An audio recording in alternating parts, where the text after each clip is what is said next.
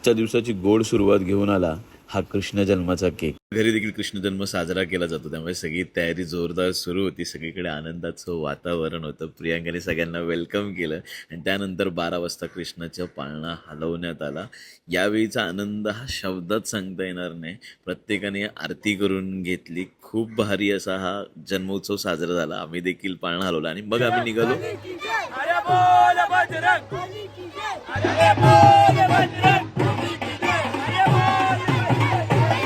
काही काला उत्सव दहीहंडी फोडण्यासाठी आरती केली आणि त्यानंतर गाराणं घालण्यात आलं.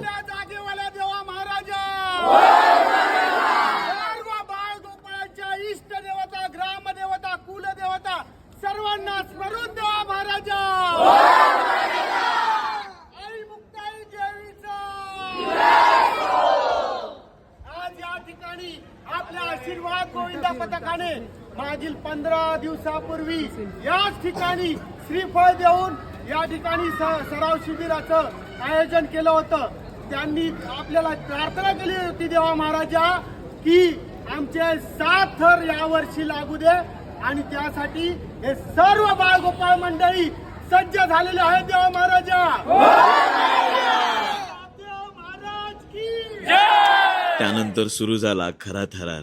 या पावसामध्ये ही दहीहंडी फोडण्याचा, हा कृष्ण जन्माचा उत्सव साजरा करण्याचा